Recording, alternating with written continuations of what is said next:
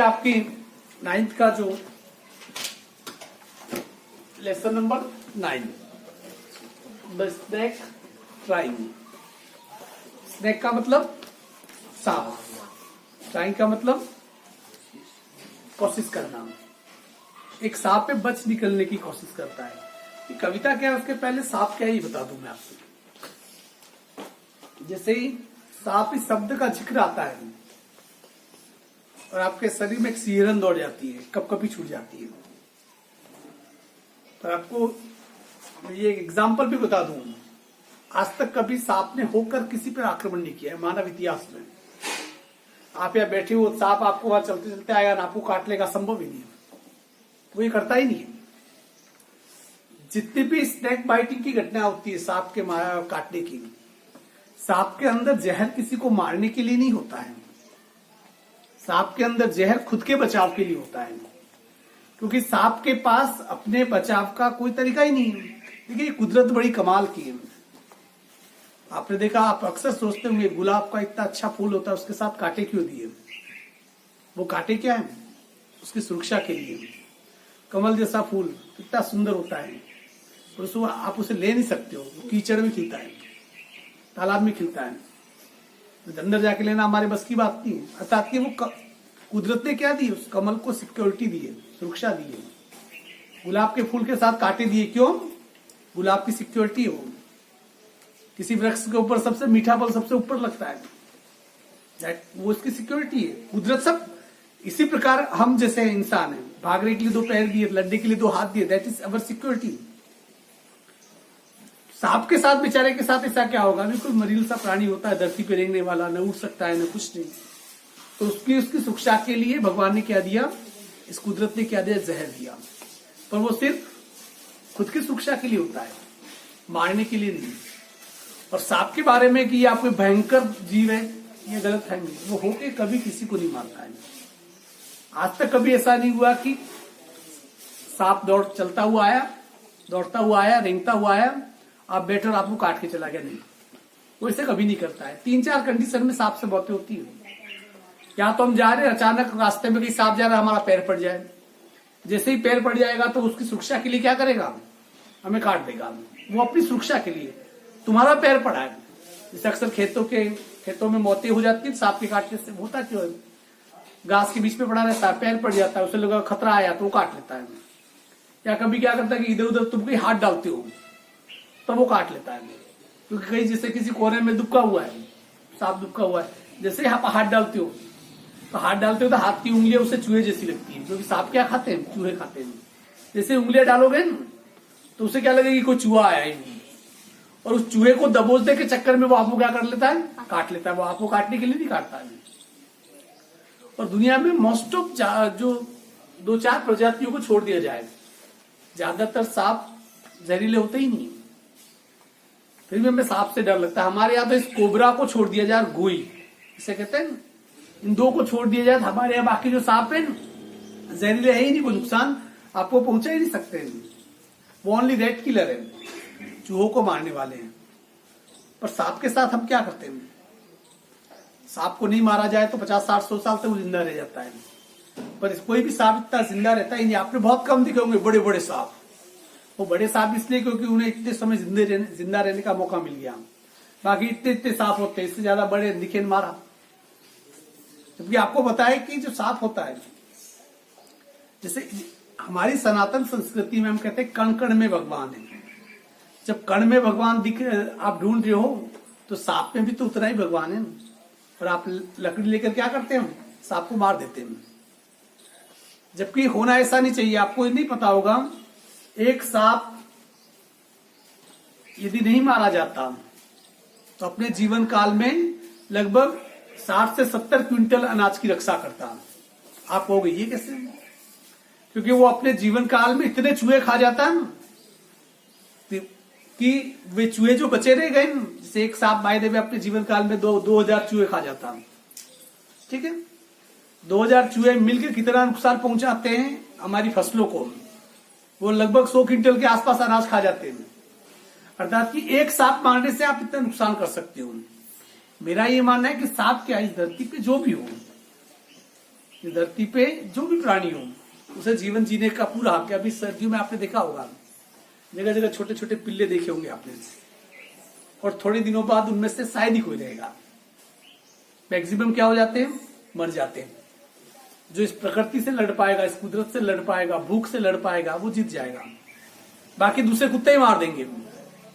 और आपने भी देखा होगा आपके घर के आसपास बहुत सारे कुत्ते घूमते हैं।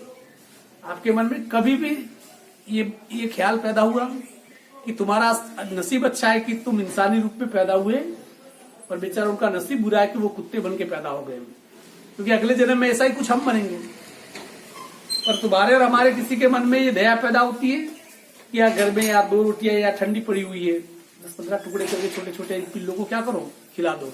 शायद ही नहीं होती है। हम सोचते हैं कि इस बारे में हो सके आपके रोटी के चलते टुकड़ों से वो बच जाए, सर्दी को निकाल दे, और सर्दी निकाल देगा तो वो बच जाएगा, पर हम ऐसा नहीं कर पाते हैं। और हमारे सामने वो छोटे छोटे कुत्ते होते जो घूम रहे, थोड़े दिनों के बाद 10-15-20 दिनों के बाद दम तोड़ देंगे। आपके घर की 2 रोटी से कई उनकी जानें बच सकती है, पर हम ऐसा करेंगे नहीं, क्योंकि हमें लगता है कि ये अच्छा काम करना, उपकार करना तो ये ऊपर वाला बेटा भगवान ही करता है, हमारा काम नहीं है। ठीक है, इस धरती पे जितने भी पाप लोग आप लोग कर रहे हो उसमें से थोड़े बहुत ऐसे बहुत काम कर दो हम, तो आपके पाप धुल जाएंगे। मेरा जहां तक की मानना है, जहां मुझे लगता है ऐसा कहीं मेरे दूर जाता मुझे लगता है तो कहीं बिस्किट लेके मैं खरीद के भाई डाल खिला देता हूं मैं, कि अपना काम अपन पूरा कर लेते हैं, क्योंकि हर जगह तो रोटी जेब में लेके घूम नहीं सकते हैं। आपको लगे आपके घर के आसपास से, तो मेरा ये कहना है कि not only the snake, every living being is right to live. इस धरती पे जो भी है, जो भी प्राणी है, उसका सबसे पहला अपना हक ये कि जीवन जीना। आप किसी के जीवन को नियंत्रित नहीं कर सकते हैं। यहां पर इस पाठ में जो राइटर है, वो राइटर कह रहा है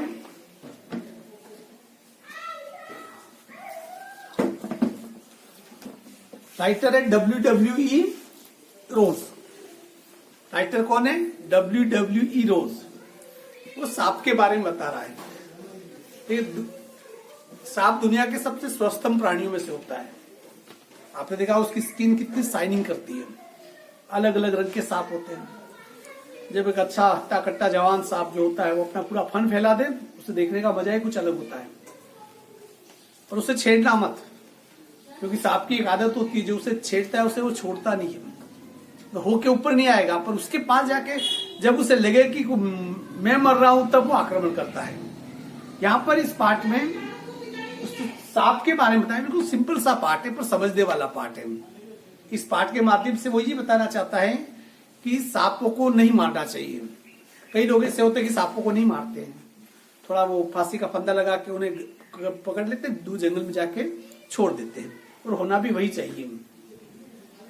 यहां पर देखिए क्या कह रहा है, द स्नेक ट्राइंग, अर्थात कि सांप भागने का प्रयास कर रहा है।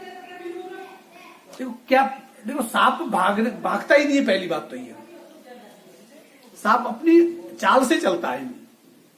भागता कब है? जब उस पर खतरा लगे। उसे खतरा मतलब कि उसने जैसे इंसानों की सरसराहट सुन ली, आवाज सुन ली, उस कारों तक उसकी आवाज पहुंची कि मेरी जान नहीं जा सकती, फिर वो भागने की कोशिश करता है।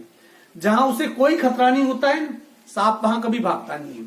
या भागता है तो सिर्फ अपना शिकार करने के लिए, चूहों को मारने के लिए, वैसे इनको जैसे छोटे मोटे पक्षी वगैरह होता है उनको मार लेता है, मेंढकों को मार लेता है। वो उनका क्या होते हैं? आहार होते हैं। वो भागता सिर्फ तब है।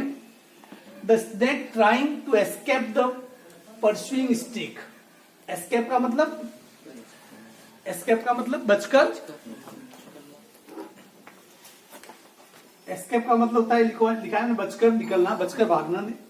और परस्यूइंग का मतलब होता है पीछा करना।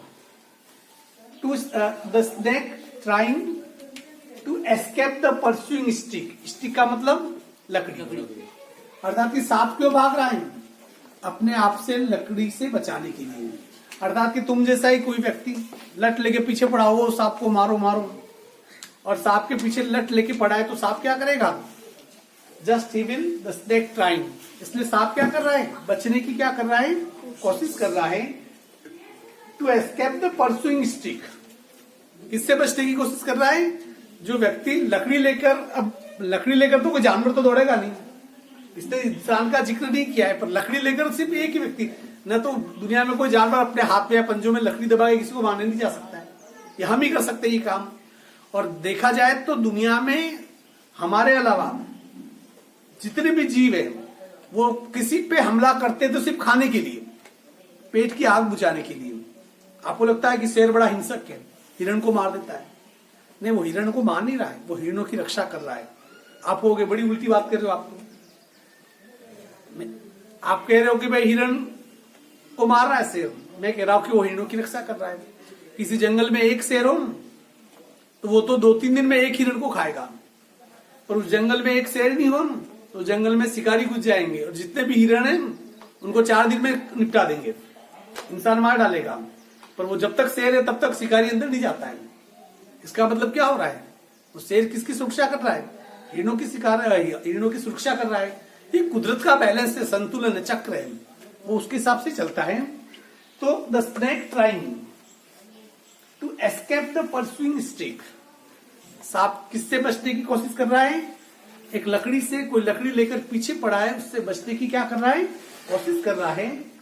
With sudden curving of thin long body, with sudden, अचानक, कर्विंग का मतलब बल खाना। आपने देखा होगा सांप ऐसे से भागता है, वो सीधा नहीं दौड़ सकता है, उसकी मांसपेशियां वैसी बनी होती है, कर्व यू वाली, उसे कहते हैं सडन कर्विंग ऑफ थीन। थीन का मतलब पतली, लॉन्ग का मतलब लंबा, और बॉडी का मतलब शरीर।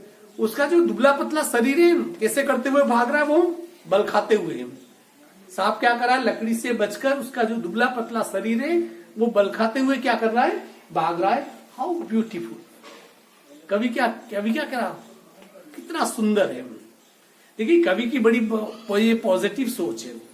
जिस सांप को हम भयंकर मानते हैं उसे कवि सकारात्मक ले रहा है। देखिए भयंकर से भयंकर चीज भी हमेशा किसी काम की होती है। हमने सांप के नेगेटिव रूप को ही लिया कि उसके जहर से मर जाते हैं, पर उसके जहर से बहुत सारी दवाइयां भी बनती है। तो आपको पता है कि दुनिया में बहुत सबसे महंगी चीजों में से एक सांप का जहर होता है। सांप का जहर दुनिया में यदि 10 ग्राम भी आपके पास जहर हो तो वो 1 लाख रुपए से ऊपर का जाएगा, इतना जहर भी, क्योंकि वो दवाइयों में काम आता है। इसलिए यहाँ पर जो पॉइंट है बिल्कुल ही पॉजिटिव है। How beautiful and graceful. Graceful का मतलब मनोहारी, मन को हरने वाला। देखो वो कह रहा है जब वो बल खाते हुए सांप भाग रहा है अपनी गति से, क्योंकि उसमें 2 चीजें हैं, एक तो सांप की गति है, उसका दूसरा बल खाना है।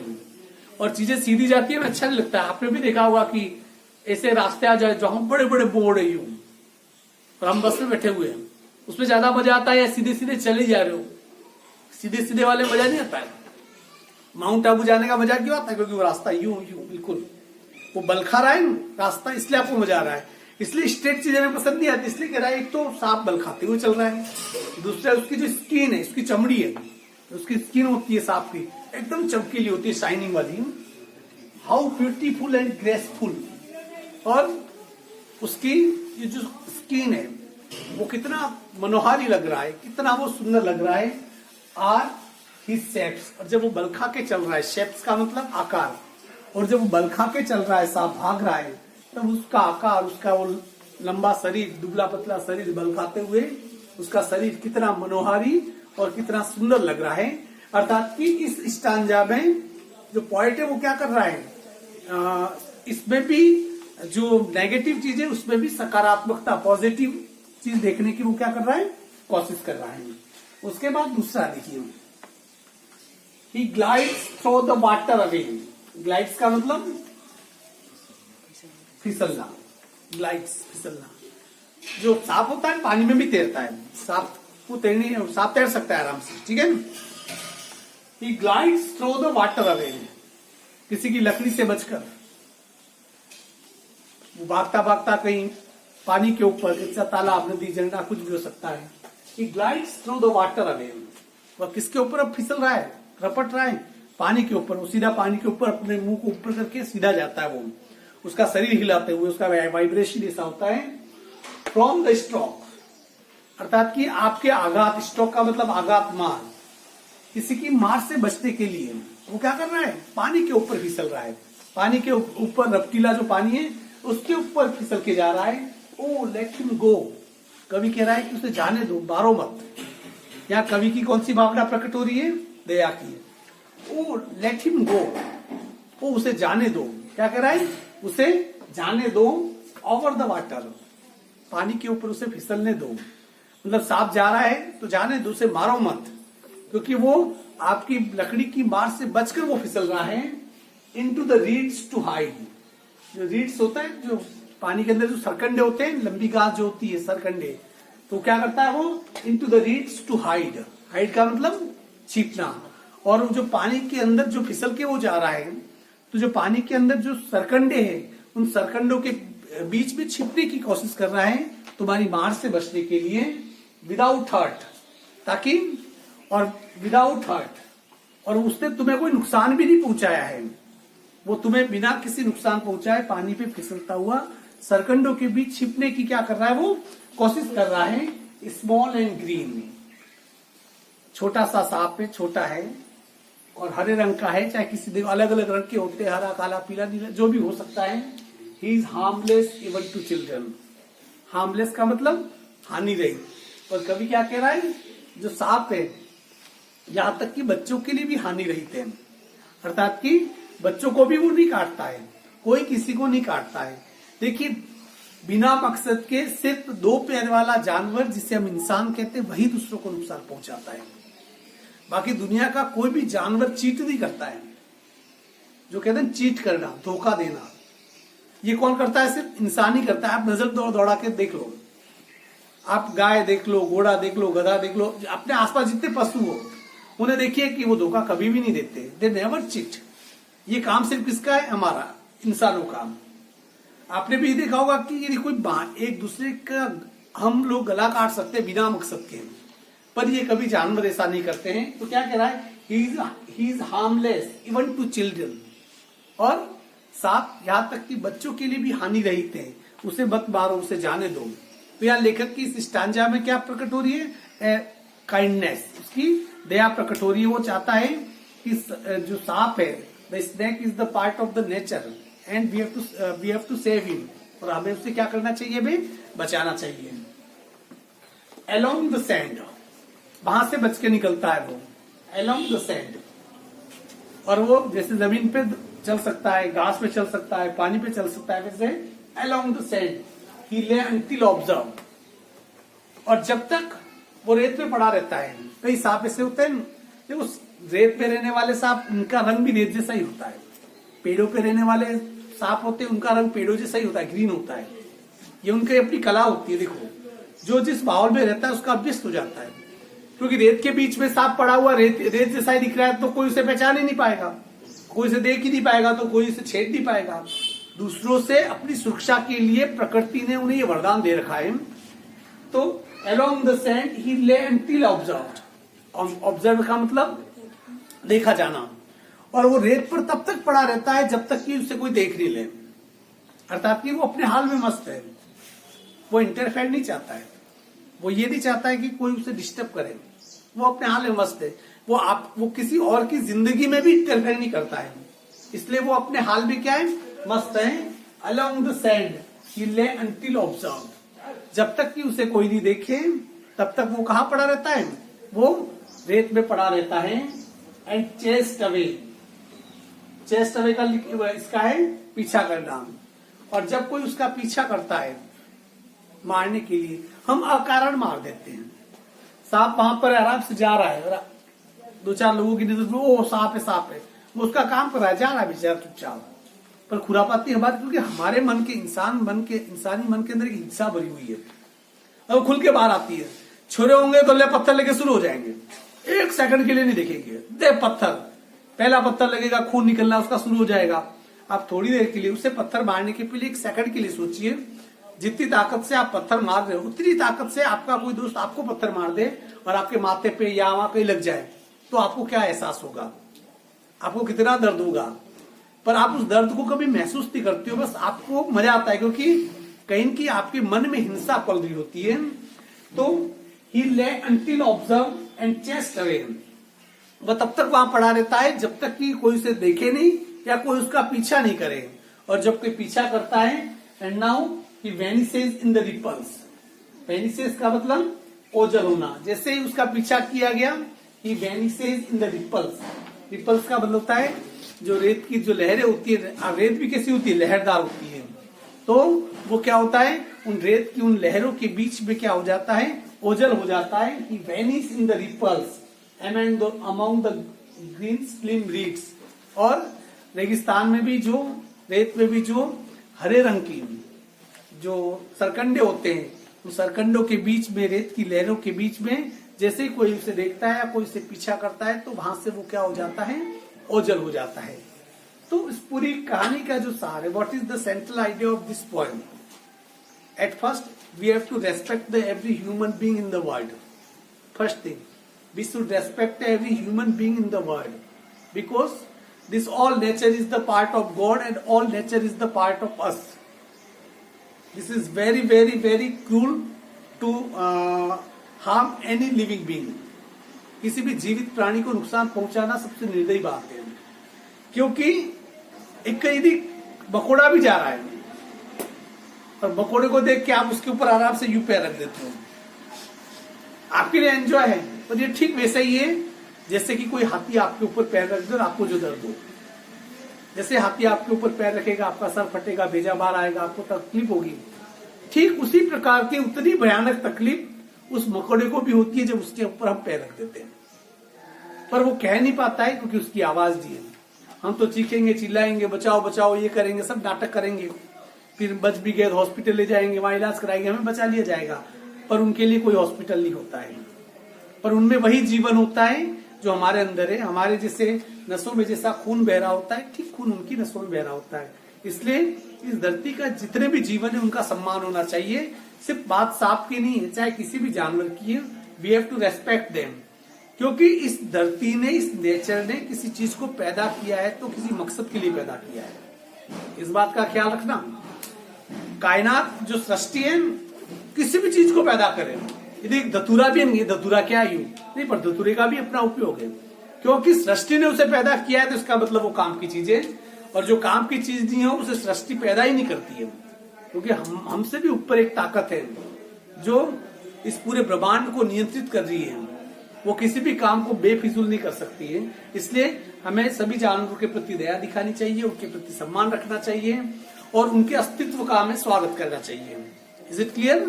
तो इसके जो क्वेश्चन आंसर है, बिल्कुल छोटी कविता है, इसके क्वेश्चन आंसर हो गए 10-12 वो, इसका एक्सप्लेशन वगैरह आप क्या करना, कर देना। कोशिश करना कि एक्सप्लेनेशन करो तो जो ग्रामेटिकल दृष्टि से अपन ने जो ग्रामर पढ़ी है उस दृष्टि से करोगे तो ज्यादा अच्छा रहेगा। ठीक है, this is over and all.